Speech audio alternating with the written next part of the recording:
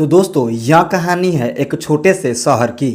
उस शहर में एक सावित्री नाम की बेहद ही खूबसूरत महिला जो कि अपने पति और 2 साल के बच्चे के साथ रहा करती थी। सावित्री का पति का नाम था संतोष। संतोष जो था वह रिक्शा चलाता था और सावित्री घर में अपने 2 साल के बच्चे के साथ देखभाल करती थी और उसका पाल पोषण करती थी। लेकिन दोस्तों सावित्री जो थी वह थोड़ी रंगीन मिजाज की थी।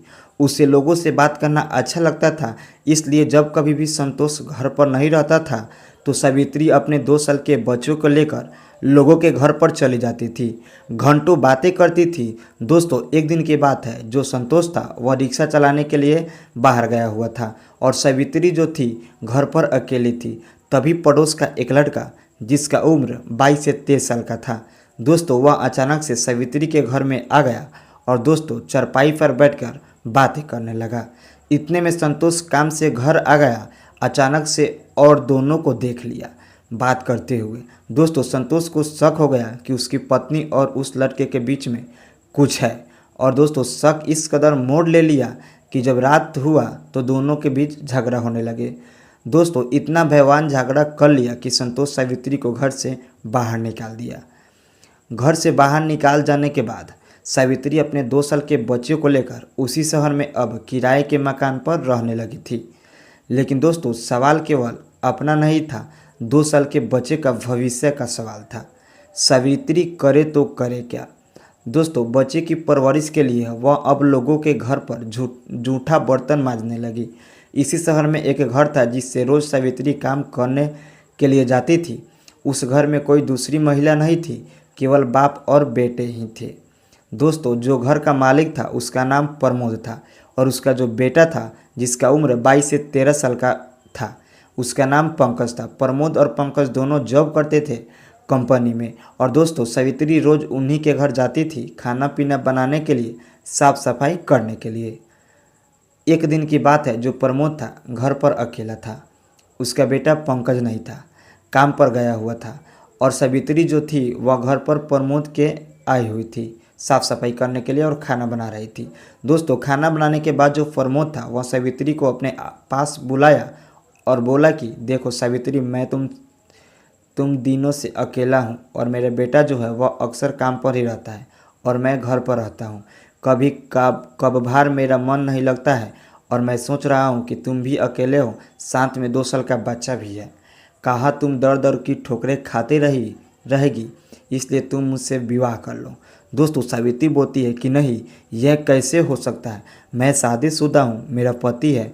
तो बोलता है प्रमोद कि पति था पहले, अब तो तुम्हें तलाक दे दिया है, अब किसके सहारे इतने लंबे चौड़ी ज़िंदगी तुम काटोगी।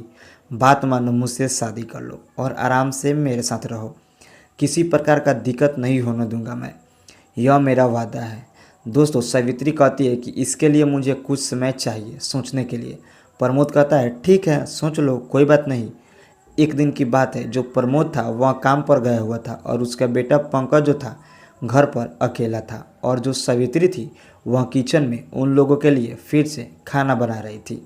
दोस्तों इतने में जो पंकज था वह किचन में गया और सावित्री का हाथ पकड़कर उसे अपने कमरे में ले आया और दोस्तों बोला सावित्री से कि देखो सावित्री, मैं तुम्हें पसंद करता हूँ और तुमसे शादी करना चाहता हूँ। दोस्तों अब सावित्री बाप बेटे दोनों के डिमांड को देकर काफ़ी घबरा गई और सोचने लगी, यह कैसे हो सकता है, मैं अकेली हूँ और बाप भी बोल रहा है शादी करने के लिए और बेटा भी बोल रहा है। तो सावित्री पंकज को समझाती है कि देखो पंकज, अभी तुम्हारा उम्र ही क्या हुआ है, अभी तुम तो बच्चा हो, अभी 22-23 साल का उम्र हुआ है, इसलिए अभी तुम्हें काम पर ध्यान देना चाहिए, इन सब फालतू चीज़ों पर ध्यान नहीं देना चाहिए। तो पंकज जो था सावित्री को कहता है कि नहीं सावित्री, मैं तुम्हें जब से देखा हूँ मेरा मन मेरा बस में नहीं है, अब मैं करूँ तो करूँ क्या, तुम हाँ बोलो जल्दी से वरना मैं कुछ कर जाऊँगा। दोस्तों जो सावित्री थी डर जाती है, फिर पंकज से भी कहती है कि अच्छा पंकज, मुझे कुछ समय दो सोचने के लिए, मैं सोचती हूँ कि फिर तुम्हें बताऊँगी। पंकज कहता है ठीक है, सोच लो जो तुम्हें करना है।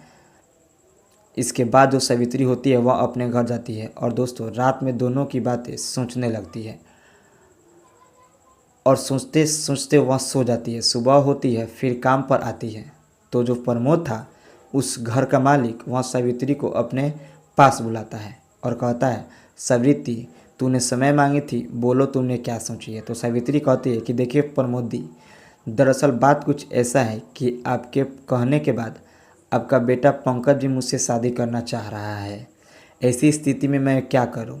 दोस्तों जब यह बात प्रमोद को सुनता है कि बेटे भी जिद है तो वह भी सोचने लगता है कि दोस्तों अंत में वह कहता है, ठीक है मैं तो बाप हूँ, हर बाप का यही ख्वाहिश होता है कि उसका जो संतान हो वह खुश हो, किसी प्रकार का दिक्कत ना हो। तो कहता है, सावित्री ठीक है, तुम एक काम करो, जब पंकज तुम्हारे साथ शादी करने के लिए कह रहा है तो तुम उसके साथ ही राजी हो जाओ। उसके बाद सावित्री के लिए रास्ता खुल जाता है और सावित्री पंकज के पास जाती है और कहती है कि पंकज मैं शादी करने के लिए तुमसे तैयार हूँ।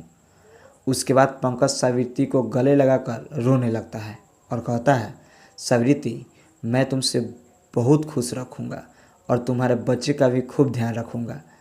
जो पंकज का पिता था प्रमोद, वह उन दोनों को धूमधाम से शादी करा देता है और सावित्री पंकज दोनों उसी घर में आराम से मालिक की तरह रहने लगते हैं।